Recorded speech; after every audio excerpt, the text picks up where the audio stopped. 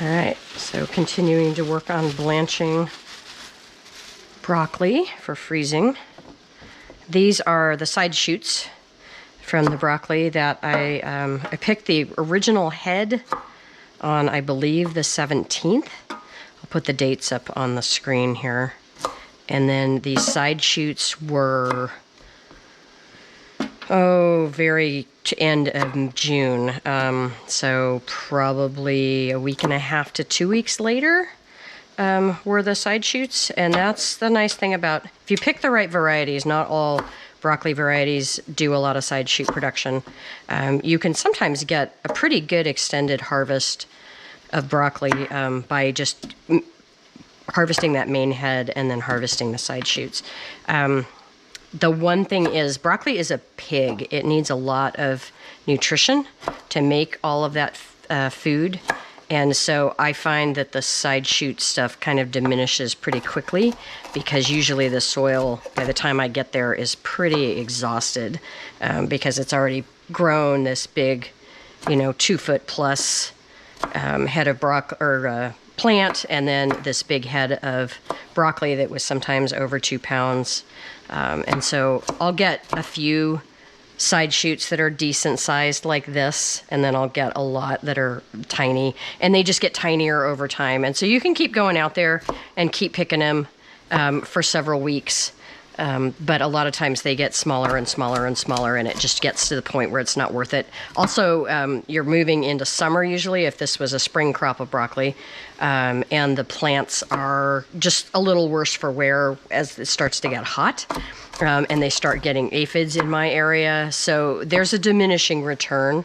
I do side shoots, and I'll pick them once or twice, and then I just tear the plants out and use that space for something else, or let it rest until I'm ready to do some kind of a fall crop. Because at that point, it's pretty much done. And everybody's tired, including me. You can only have so much broccoli. But I grew Chinese broccoli for the first time this year, which is, of course, a much smaller little head, but a longer stem. And I got a lot of production out of those. And they were earlier, of course, than the regular broccoli because it's a lot less growth. And so I would do that again. They're really a good spring crop. And the plants I've already torn out. They were kind of I think I harvested them maybe 3 times and then they were done.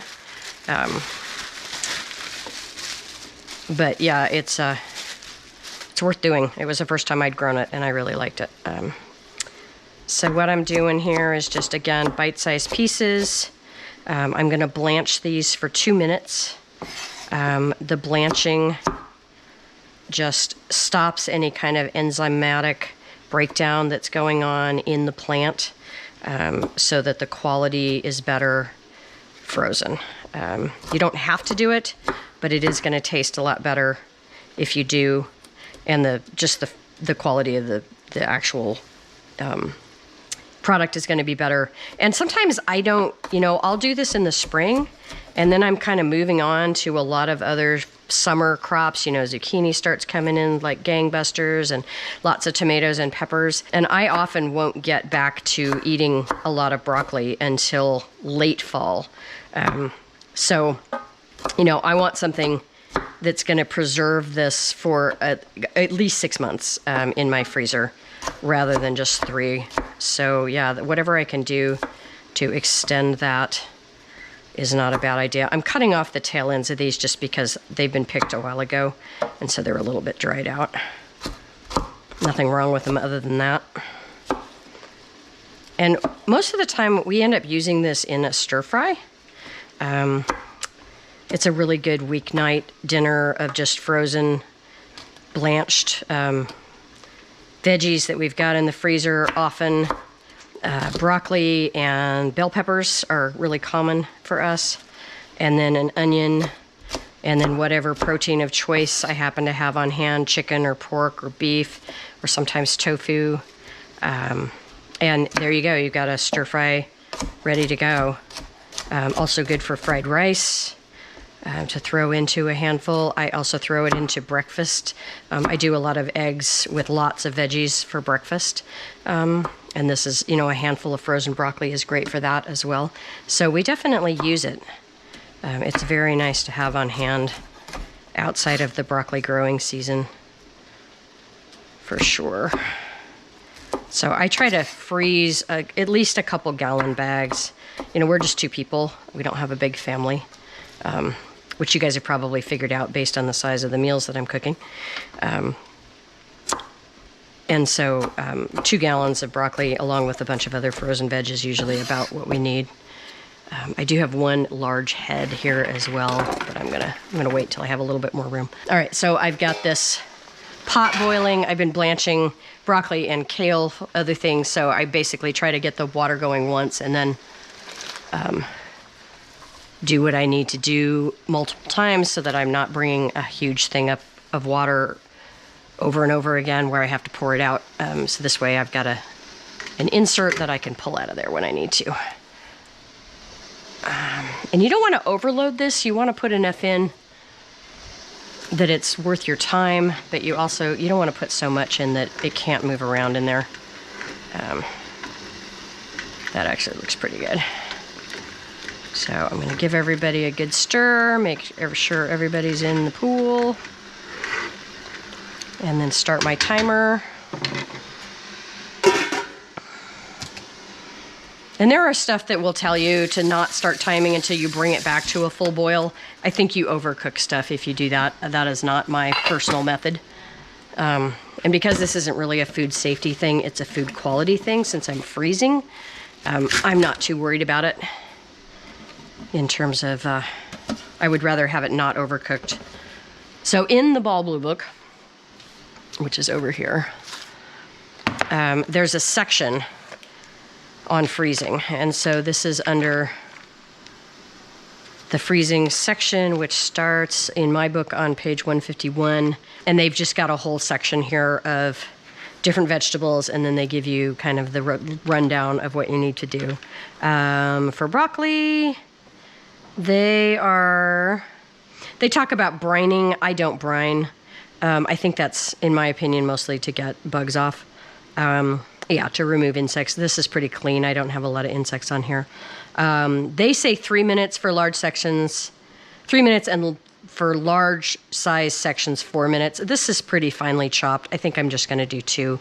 Again, this isn't a safety thing. It's just advice in terms of quality of storage. So 2 minutes is fine. Plus I am cutting this pretty fine. And it's not super dense. This head is more dense than the stuff I've been doing. Oh yeah, that's a little woody. Okay. This is the head that I picked in the video that I shot, I think, on the 17th. And today is the 1st of July or the 2nd of July. So this has been in my fridge in a crisper in a bag for a good solid 2 weeks. And you can see it's in great shape. It's not starting to yellow. If you pick it at the right time and store it at the right temperature with the right humidity, and that's really critical, vegetables will last a really long time in your crisper. It helps if you have a newer fridge. The technology is a lot better in refrigerators now than it was 10 or 15 years ago. So if you've got a 15-year-old fridge, maybe not is going to be as good. But putting it in a bag so that the humidity is kept high is really important, and then keeping it chilled. And also, cooling, either picking it during the cool of the morning when you first pick it, or making sure that it gets rinsed well with cold water. And they call that removing the field heat. So you want to take the heat of it being outside at room temperature, whatever that is, and sometimes that's 80 degrees. You want to remove that field heat as soon as possible when you bring it in, and that's going to help set and make it last way longer. This is really true of other things. It's good with broccoli. It is absolutely critical with things like lettuce or carrots. that tend to wilt very quickly and just turn to mush if you don't get it chilled off and well humidified, so well moisturized really quickly. That was one of my biggest dramas when I first started selling produce, was trying to figure out how to store stuff, because we don't really teach that. You know, we get stuff at the grocery store, we throw it in a bag, we throw it in our crisper. Most of that work's been done by the time we get to it. And I had no idea how to store things. And it turns out there's some pretty good guides from the USDA and other places online on how to, and actually there's a farm out there that did some really nice guides as well that helped me a lot. But yeah, that first learning curve of like, how do I get this to last so that I could take it to a Saturday market, and then if it didn't sell, I could still bring it to a Wednesday market and have it still be good and not have something that was going to go bad in somebody's fridge right away. That was a big deal. All right, so I ran cold water on this. I got the worst of the heat off. And then I've got another crisper here, or another salad spinner with water in it. And the water in this is got ice, so it's extra cold. So we're gonna chill this down quite well.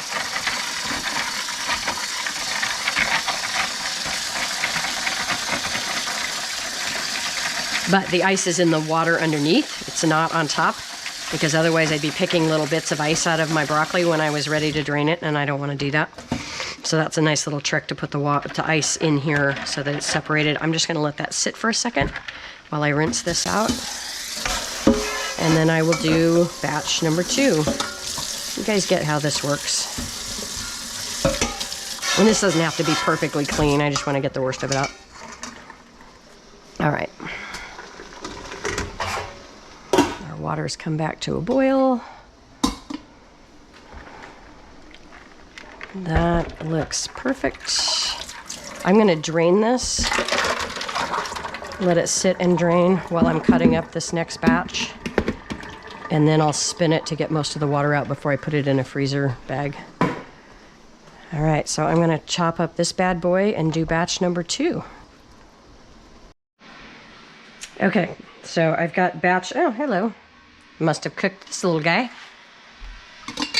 The other pest on broccoli is that's very common is cabbage butterfly larvae, and I'm sure that's what that was because I've seen a ton of them. And thankfully, when they're on there, you don't see them, and they get cooked. They just float, and so you see them and they're gone. They're not in your food. So this is batch number 2. Blanched and now chilled down. Nice and cold. You can see that ice still in there. I really like doing this process 2-step. I know the recommendation is often just 1, but I find it very hard to get stuff to cool down quickly in ice water without having a bunch of little bits of ice that you have to pick out, and it's just awkward. I like a 2-step process. I figure whatever little bit of tiny overcooking I'm gonna get is not that critical. Okay, so I'm gonna give this a good spin. All right, good enough. Okay, so here is all of our blanched broccoli. The other thing that blanching does, I don't think I mentioned this in this video, is it sets that color. And so look how beautiful and green that is. Try to get the right underneath my skylight there. That is not what regular broccoli looks like out of the garden. It's so gorgeous. And so it's nice because it sets the color as well. This is done. This water has had 3 batches of broccoli put through it and a batch of kale. So there's all kinds of nutrients in there. If you just let this cool and then use it, you can use it to water your plants. And then all of that nutrient doesn't go away. So that's a nice tip.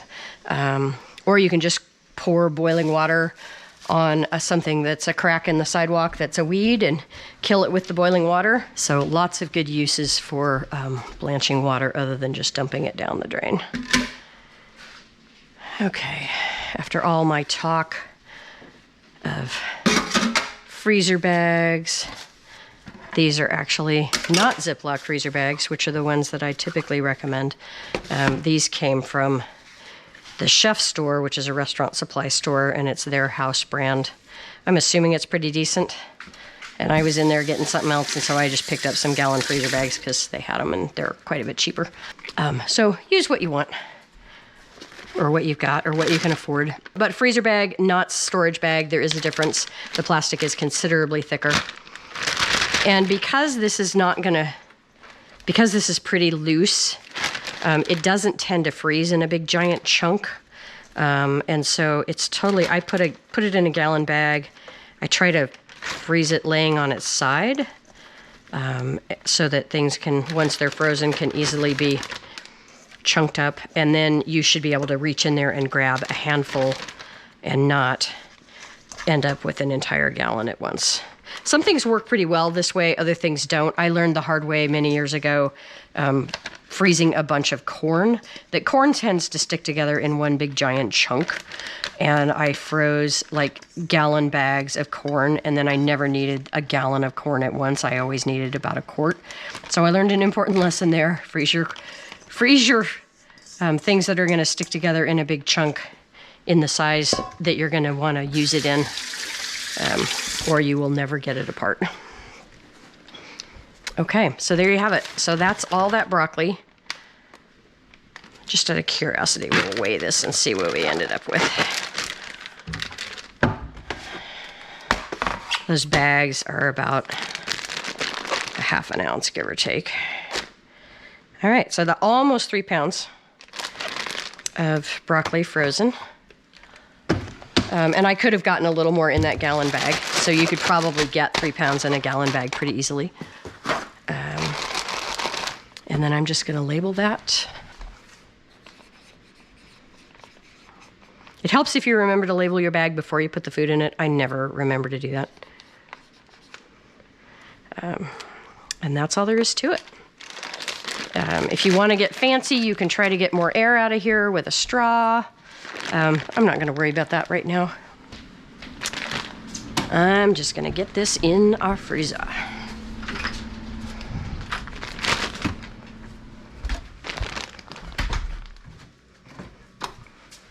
So we got several great meals of broccoli out of the spring crop of broccoli. And now we have broccoli in the freezer, and then we'll grow broccoli again in the fall and have a whole nother round. It helps if you try to lay this flat while it's freezing. It's less likely to end up in a giant wad if you do it that way. There we go, blanched broccoli, ready to go.